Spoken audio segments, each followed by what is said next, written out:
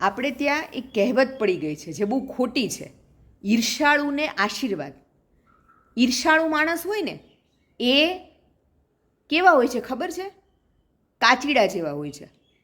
એ લોકોને તમારું ખરાબ પણ કરવું છે, પણ ખુલ્લેઆમ બહાર નથી આવવું કે એ તમારું ખરાબ ઈચ્છે છે.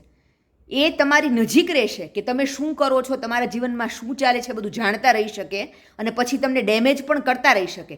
પણ મોઢા પર છે ને બહુ મીઠા રહેતા હોય છે આવા લોકો.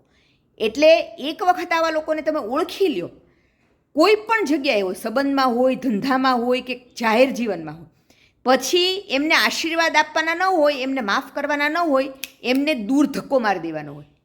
આ શીખવું બહુ જરૂરી છે. નહીંતર એવા લોકો હસતા હસતા ક્યારે તમને ખલાસ કરી નાખશે ને તમને પણ ખબર નહીં પડે ને તમે પછી રોતા રહી જશો.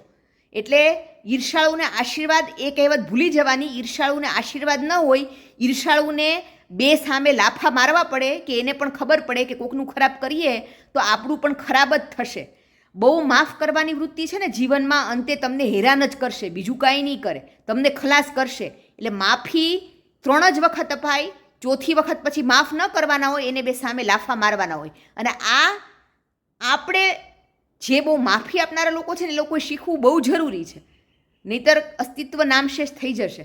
બરાબર ને?